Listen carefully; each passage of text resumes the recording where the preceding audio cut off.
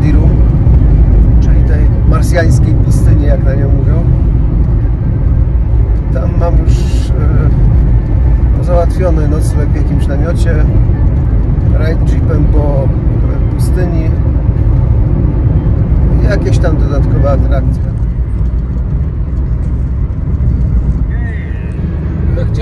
Wziąłem na stopa dwóch panów po drodze. Nie mówią po angielsku, tylko parę słów.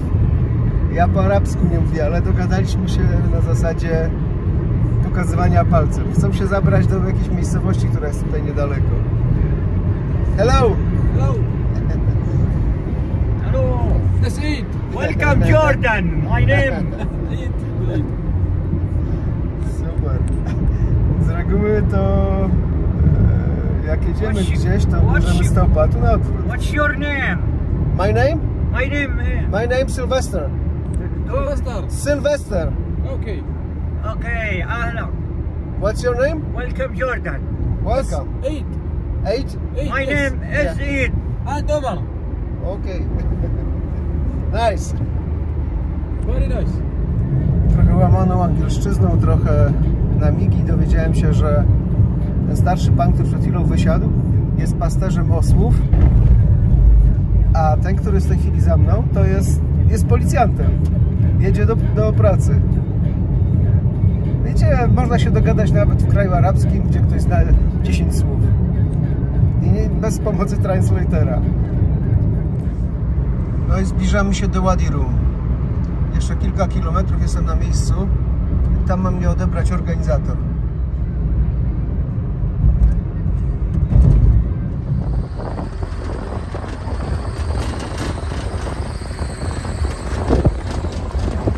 Witajcie, jestem już na miejscu.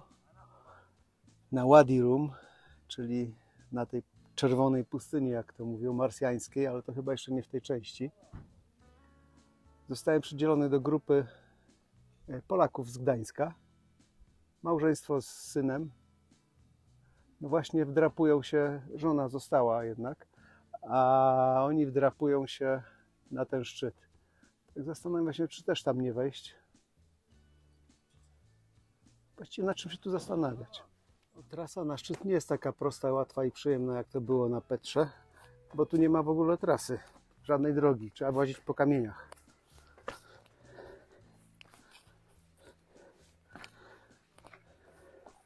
Mam nadzieję, że w razie czego ubezpieczenie pokryje to.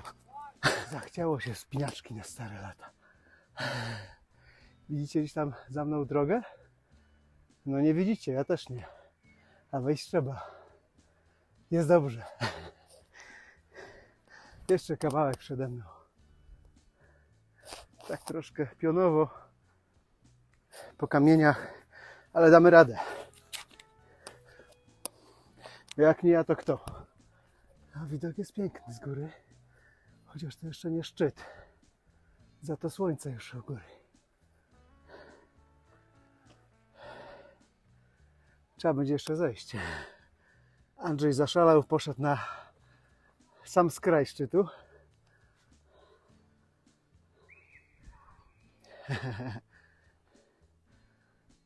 Andrzej! Pomachaj! Tak, mistrz jest na szczycie. Tatiana nie odważyła się wejść na samą górę. W ogóle nie weszła nigdzie. Siedzi na dole i czeka cierpliwie. No teraz widzicie, jaka to odległość. Teraz mogę powiedzieć, że szczytowałem na Wadi Rum.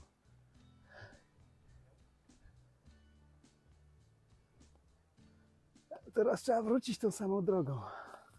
Jaką drogą? Tu nie ma drogi. Tymi samymi kamieniami, a to się nie da.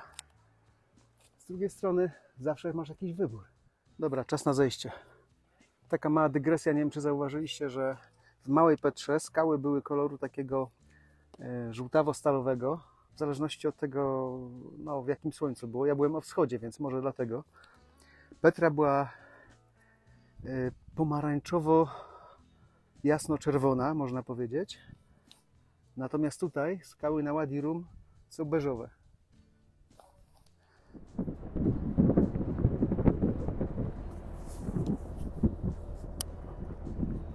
Miejsce wygląda faktycznie jak nie z tej planety. Nie byłem nigdy na Marsie, ale ponoć tak wygląda Mars. Nie bez powodu tutaj nakręcono wiele filmów science fiction. Między innymi jedną część z Gwiezdnych Wojen, Transformersów, Marsjanina i jeszcze inne, których nie pamiętam.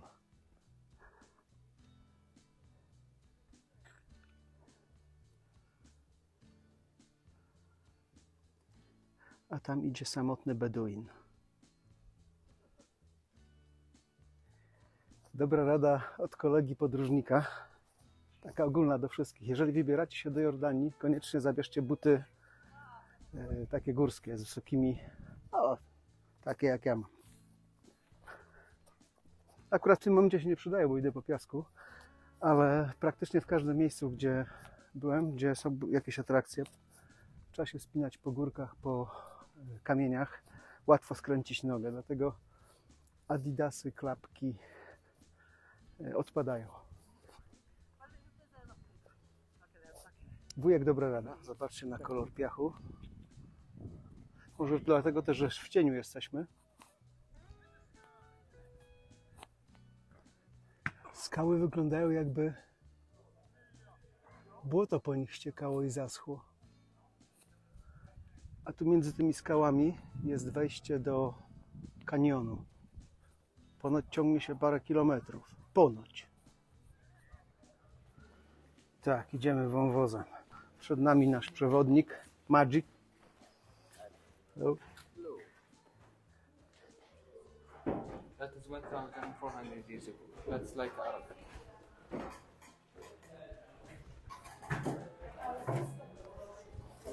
So that's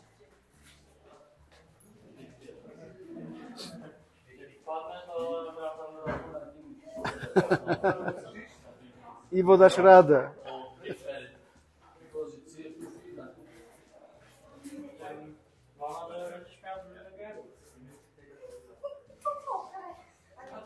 No, fajnie, trzeba przejść przez wodę.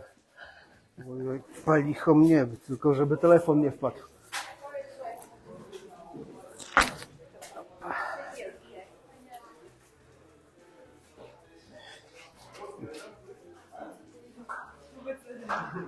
Co z tego, że wąwóz ciągnie się kilometrami, jak da się przejść, no nie wiem, ze 100 metrów i dalej to już jest taka wspinaczka, że ciężko byłoby z powrotem wrócić.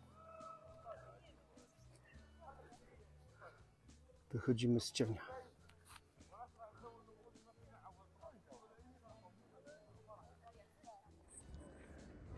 Nie wiem, o co chodzi z tymi piramidkami z kamieni, ale prawdopodobnie turyści to układają jako pamiątkę.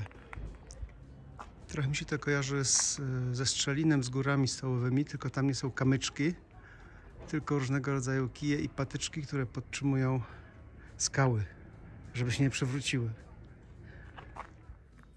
Miejsce, w którym teraz jesteśmy, to Lawrence House. Słyszeliście pewnie o Lawrencie z Arabii, ale nie chodzi tutaj o film, tylko chodzi o postać historyczną, czyli prawdziwego Lawrence'a, który tutaj ponoć żył. Nie wiem, ile w tym prawdy, czy to jest tylko mit na jego temat. I przyjechaliśmy na lunch. Myślałem, że to będzie jakiś obóz. A pan się po prostu zatrzymał między skałami. Wyjął taki dywanik i wyciąga jedzenie z samochodu. No, jesteśmy już po lunchu, który zjedliśmy na pustyni. Na dywaniku. Pan przygotował przy nas, ugotował jedzenie. I teraz jesteśmy na placu, gdzie jest tak zwane mushroom, czyli skała w kształcie pieczarki. Powiem wam, że warto przyjechać tutaj do Wadi Rum, choć ze względu na to, że te formacje skalne są bardzo różnorodne. Niektóre wyglądają jak ciasto, które wylewa się z nie wiem, znaczenia jakiegoś, na przykład tutaj. Są takie, które wyglądają jak takie koronkowe rzeźby, aż nie naturalnie, chociaż jest to oczywiście naturalne. Sam piasek w różnych miejscach pustyni jest innego koloru. Tu jest taki lekko pomarańczowy. Dalej, jak widać, jest żółty. Wcześniej był czerwony. Właśnie wyszliśmy z małego kanionu. Na dole ma na nas czekać kierowca.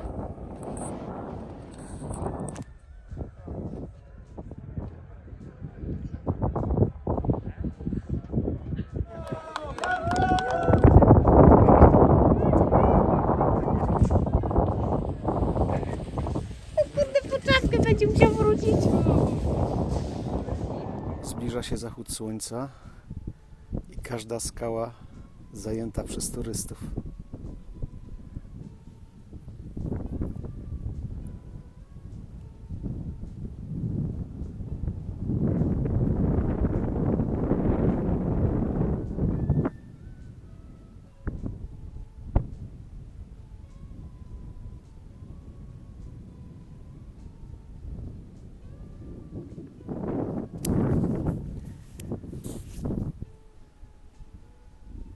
Tak romantycznie.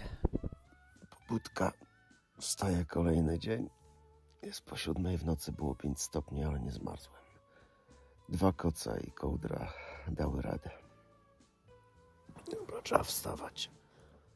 O, dzień dobry. Jaki rzeźki poranek. Dzisiaj jest 21. Jutro powrót do Polski. Jestem w obozie, w którym nocowaliśmy. No, za mną widać te namioty, w których śpią ludzie. Tam z tyłu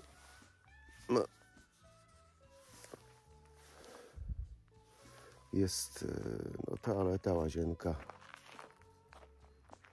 W tym miejscu, w tym namiocie dużym jemy śniadania. Tudzież obiady, kolacje. No i pustynia już po wschodzie słońca, chociaż co prawda słońca jeszcze nie widać, ale jest jasno. I zaczyna się robić ciepło. Idę na śniadanie. Pokażę wam jeszcze, jak wygląda mój namiot. To jest właściwie takie pudełko, nie namiot. Oświetlone normalnie jest. W tej chwili światło już jest wyłączone, bo zrobiło się jasno. Namiot jest dwuosobowy. Tak, spałem pod jednym kocem, drugim kocem i trzecim kocem i kołdrą. I było super ciepło. Chociaż było 5 stopni w nocy. Tam są takie większe namioty. To ta rodzina z Polski, którą poznałem tutaj, mieszka w jednym z takich namiotów właśnie. Słońce już wychodzi zza gór. Słuchajcie, tu jest idealna cisza w tej chwili. Nawet wiatr nie wieje. No tylko jakiś gostek z Polski gada i zagłusza ciszę. Cześć, witajcie wszyscy. Jestem po dniu na pustyni. Przez ponad dobę byłem niedostępny pod telefonem ani internetem, przez co mała panika w domu, ale już jest wszystko ok. No na pustyni niestety są tylko namioty, wielbłądy, beduini i no i natura i piękne widoki. Teraz siadam w samochód i jadę w kierunku Morza Martwego. Właściwie nie mam jeszcze sprecyzowanych całkowicie planów, gdzie pojadę, ale no zaraz ogarnę internet, popatrzę gdzie. Muszę jeszcze jeden hotel zamówić, żeby przenocować, bo jutro lot. A teraz idę tutaj na kawkę. Kawę robią dobrą. I do zobaczenia. Na razie, hej.